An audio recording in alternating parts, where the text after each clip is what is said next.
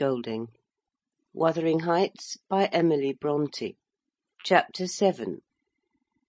Cathy stayed at Thrushcross Grange 5 weeks, till Christmas. By that time her ankle was thoroughly cured, and her manners much improved.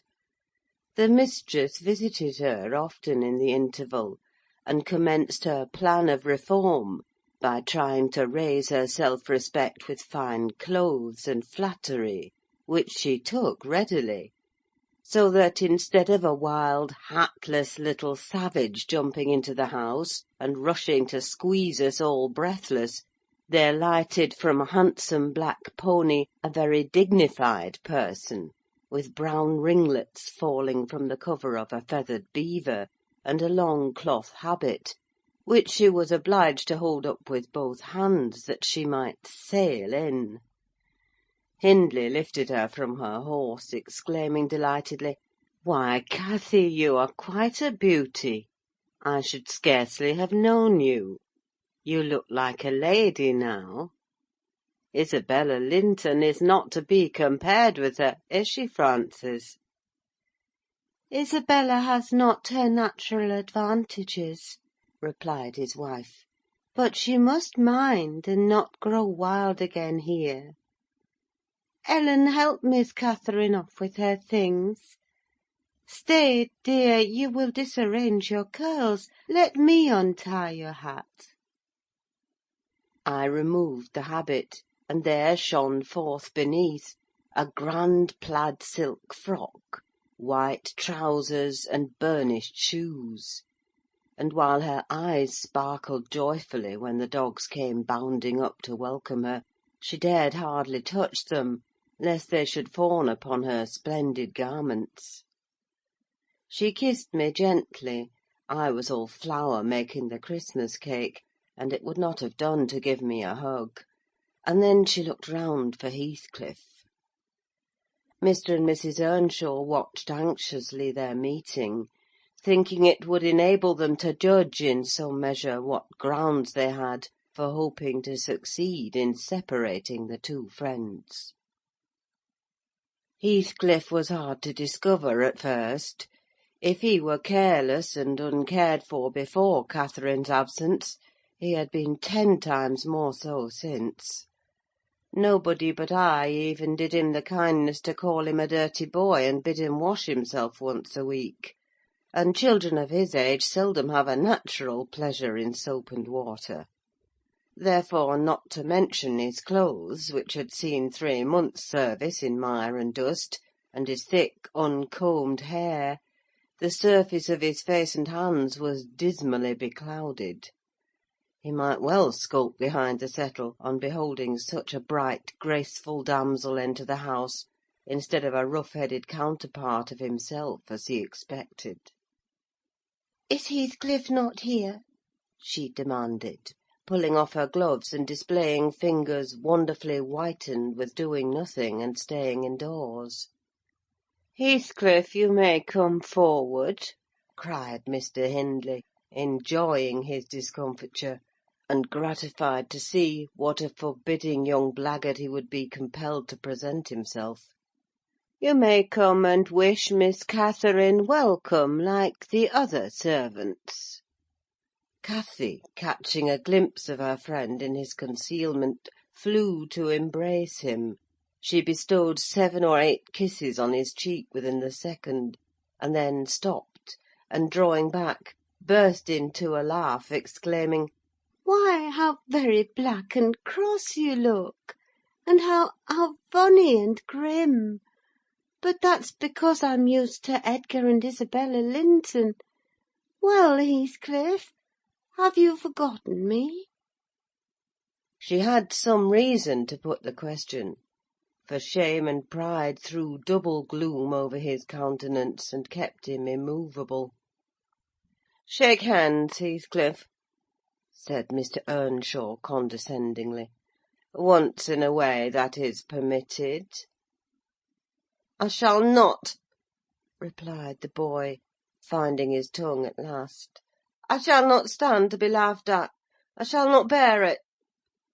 and he would have broken from the circle, but Miss Cathy seized him again. "I did not mean to laugh at you," she said. "I could not hinder myself. Heathcliff, shake hands at least. What are you sulky for? It was only that you looked odd. If you wash your face and brush your hair, it will be all right. But you are so dirty." She gazed concernedly at the dusky fingers she held in her own, and also at her dress, which she feared had gained no embellishment from its contact with his. "You needn't have touched me," he answered, following her eye, and snatching away his hand. "I shall be as dirty as I please, and I like to be dirty, and I will be dirty."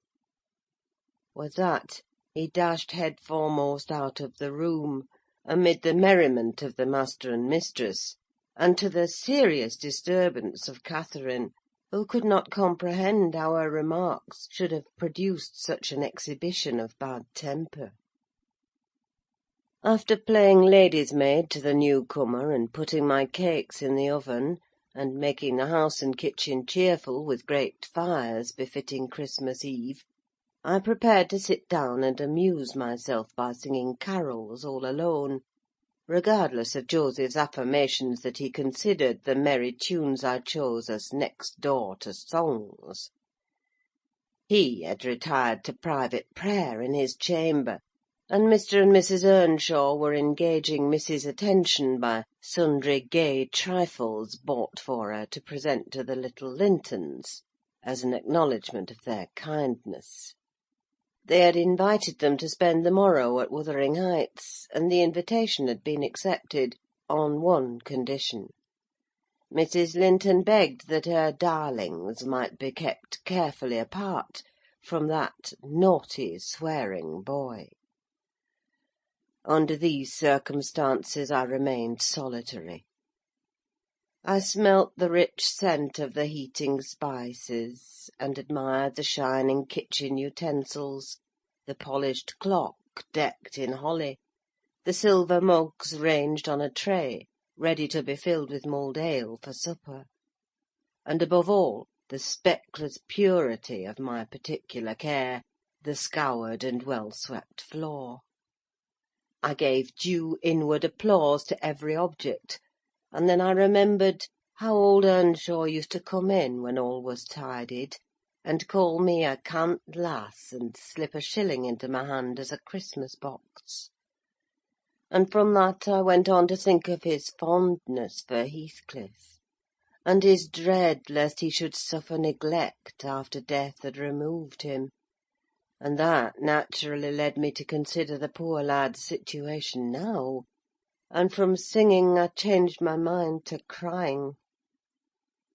It struck me soon, however, there would be more sense in endeavouring to repair some of his wrongs than shedding tears over them. I got up and walked into the court to seek him. He was not far. I found him smoothing the glossy coat of the new pony in the stable, and feeding the other beasts according to custom. "Make haste, Heathcliff," I said.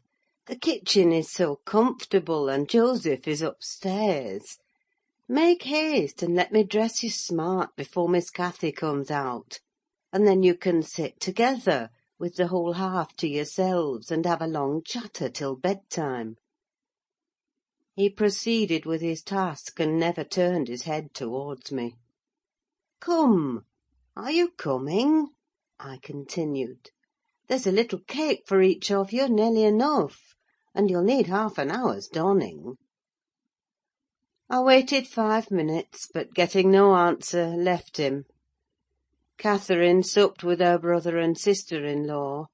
Joseph and I joined at an unsociable meal, seasoned with reproofs on one side and sauciness on the other. His cake and cheese remained on the table all night for the fairies. He managed to continue work till 9 o'clock, and then marched dumb and dour to his chamber. Cathy sat up late, having a world of things to order for the reception of her new friends. She came into the kitchen once to speak to her old one, but he was gone, and she only stayed to ask what was the matter with him, and then went back.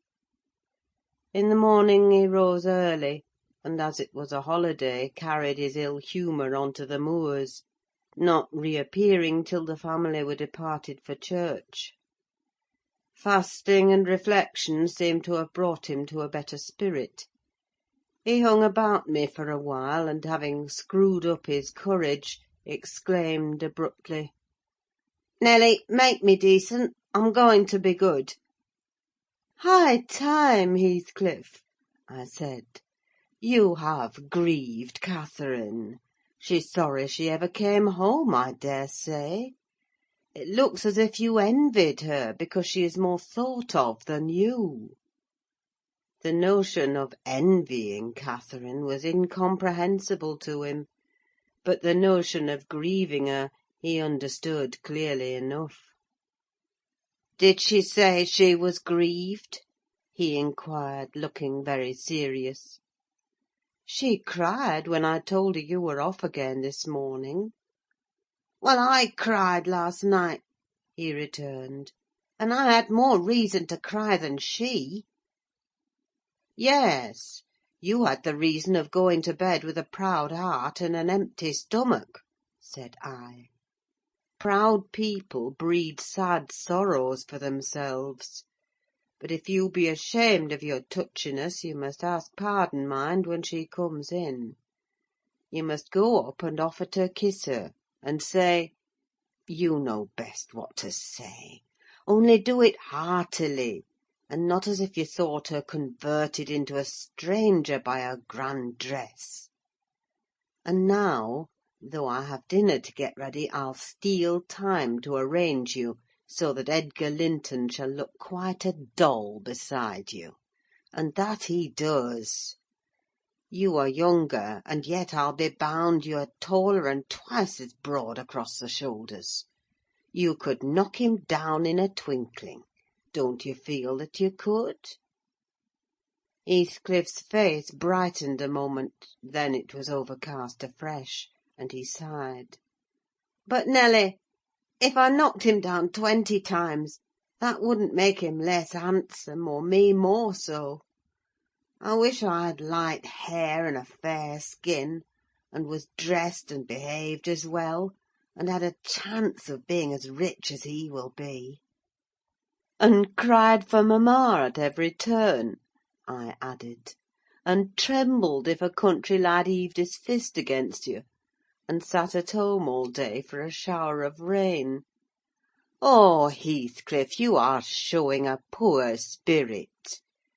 Come to the glass, and I'll let you see what you should wish. Do you mark those 2 lines between your eyes, and those thick brows that, instead of rising arched, sink in the middle? And that couple of black fiends, so deeply buried, who never open their windows boldly, but lurk glinting under them, like devil's spies? Wish and learn to smooth away the surly wrinkles, to raise your lids frankly, and change the fiends to confident, innocent angels, suspecting and doubting nothing, and always seeing friends where they are not sure of foes. Don't get the expression of a vicious cur that appears to know the kicks it gets are its desert, and yet hates all the world as well as the kicker for what it suffers. In other words, I must wish for Edgar Linton's great blue eyes and even forehead," he replied. "I do, and that won't help me to them." "A good heart will help you to a bonny face, my lad," I continued, "if you were a regular black; and a bad one will turn the bonniest into something worse than ugly. And now that we've done washing and combing and sulking, tell me whether you don't think yourself rather handsome. I'll tell you, I do. You're fit for a prince in disguise. Who knows but your father was Emperor of China, and your mother an Indian queen, each of them able to buy up with 1 week's income Wuthering Heights and Thrushcross Grange together. And you were kidnapped by wicked sailors and brought to England. Were I in your place, I would frame high notions of my birth, and the thoughts of what I was should give me courage and dignity to support the oppressions of a little farmer. So I chattered on, and Heathcliff gradually lost his frown and began to look quite pleasant, when all at once our conversation was interrupted by a rumbling sound moving up the road and entering the court.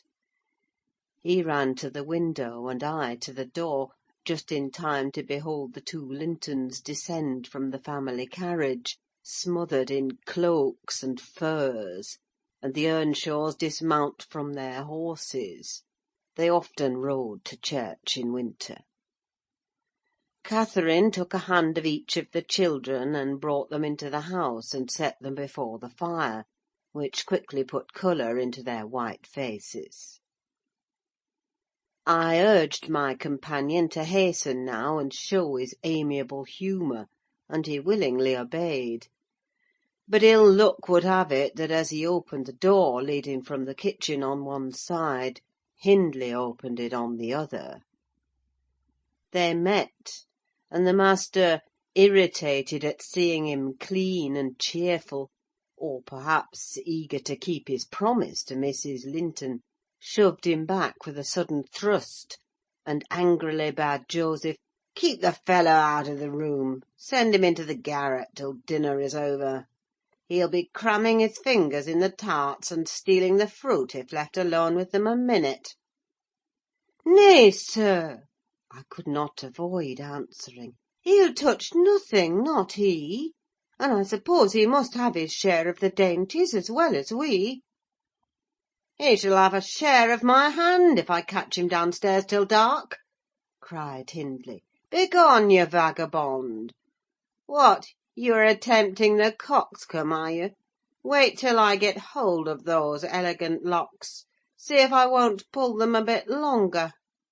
They're long enough already, observed Master Linton, peeping from the doorway. I wonder they don't make his head ache. It's like a coat's mane over his eyes. He ventured this remark without any intention to insult, but Heathcliff's violent nature was not prepared to endure the appearance of impertinence from one whom he seemed to hate, even then, as a rival. He seized a tureen of hot apple sauce, the first thing that came under his grip, and dashed it full against the speaker's face and neck, who instantly commenced a lament that brought Isabella and Catherine hurrying to the place.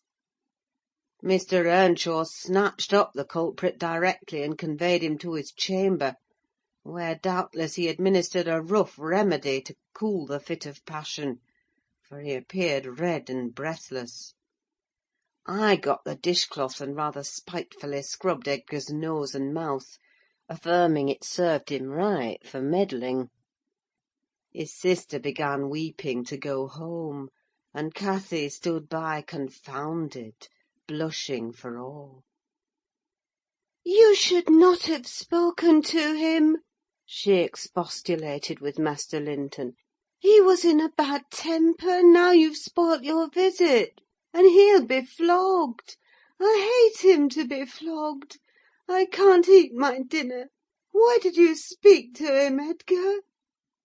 I didn't, sobbed the youth, escaping from my hands, and finishing the remainder of the purification with his cambric pocket handkerchief. I promised mamma that I wouldn't say one word to him, and I didn't. Well, don't cry, replied Catherine contemptuously. You're not killed. Don't make more mischief. My brother is coming. Be quiet. Hush, Isabella. Has anybody hurt you? There, there, children, to your seats, cried Hindley, bustling in. That brute of a lad has warmed me nicely. Next time, Master Edgar, take the law into your own fists. It will give you an appetite." The little party recovered its equanimity at sight of the fragrant feast. They were hungry after their ride, and easily consoled, since no real harm had befallen them. Mr. Earnshaw carved bountiful platefuls, and the mistress made them merry with lively talk. I waited behind her chair, and was pained to behold Catherine, with dry eyes and an indifferent air, commence cutting up the wing of a goose before her. An unfeeling child, I thought to myself. How lightly she dismisses her old playmate's troubles. I could not have imagined her to be so selfish. She lifted a mouthful to her lips. Then she set it down again, her cheeks flushed, and the tears gushed over them. She slipped her fork to the floor, and hastily dived under the cloth to conceal her emotion. I did not call her unfeeling long, for I perceived she was in purgatory throughout the day, and wearying to find an opportunity of getting by herself, or paying a visit to Heathcliff, who had been locked up by the master, as I discovered on endeavouring to introduce to him a private mess of victuals. In the evening we had a dance. Cathy begged that he might be liberated then, as Isabella Linton had no partner. Her entreaties were vain, and I was appointed to supply the deficiency. We got rid of all gloom in the excitement of the exercise, and our pleasure was increased by the arrival of the Gimmerton band, mustering 15 strong: a trumpet, a trombone, clarionets, bassoons, French horns, and a bass viol, besides singers. They go the rounds of all the respectable houses, and receive contributions every Christmas, and we esteemed it a first-rate treat to hear them. After the usual carols had been sung, we set them to songs and glees. Mrs. Earnshaw loved the music, and so they gave us plenty. Catherine loved it too, but she said it sounded sweetest at the top of the steps, and she went up in the dark. I followed. They shut the house door below, never noting our absence, it was so full of people. She made no stay at the stairs' head, but mounted farther, to the garret where Heathcliff was confined, and called him. He stubbornly declined answering for a while. She persevered, and finally persuaded him to hold communion with her through the boards. I let the poor things converse unmolested, till I supposed the songs were going to cease, and the singers to get some refreshment. Then I clambered up the ladder to warn her. Instead of finding her outside, I heard her voice within. The little monkey had crept by the skylight of one garret, along the roof, into the skylight of the other, and it was with the utmost difficulty I could coax her out again. When she did come, Heathcliff came with her, and she insisted that I should take him into the kitchen, as my fellow servant had gone to a neighbour's, to be removed from the sound of our devil's psalmody, as it pleased him to call it. I told them I intended by no means to encourage their tricks, but as the prisoner had never broken his fast since yesterday's dinner, I would wink at his cheating Mr. Hindley that once. He went down. I set him a stool by the fire, and offered him a quantity of good things; but he was sick, and could eat little, and my attempts to entertain him were thrown away. He leant his 2 elbows on his knees, and his chin on his hands, and remained wrapped in dumb meditation. On my inquiring the subject of his thoughts, he answered gravely, "I'm trying to settle how I shall pay Hindley back. I don't care how long I wait, if I can only do it at last. I hope he will not die before I do." "For shame, Heathcliff!" said I. "It is for God to punish wicked people. We should learn to forgive." "No, God won't have the satisfaction that I shall," he returned. "I only wish I knew the best way. Let me alone, and I'll plan it out. While I'm thinking of that, I don't feel pain." "But, Mr. Lockwood, I forget these tales cannot divert you. I'm annoyed how I should dream of chattering on at such a rate, and your gruel cold, and you nodding for bed. I could have told Heathcliff's history, all that you need hear, in half a dozen words." Thus interrupting herself, the housekeeper rose, and proceeded to lay aside her sewing. But I felt incapable of moving from the hearth, and I was very far from nodding. "Sit still, Mrs. Dean!" I cried. "Do sit still another half hour. You've done just right to tell the story leisurely. That is the method I like, and you must finish it in the same style. I am interested in every character you have mentioned, more or less." "The clock is on the stroke of 11, sir." "No matter. I'm not accustomed to go to bed in the long hours. 1 or 2 is early enough for a person who lies till 10. "You shouldn't lie till 10.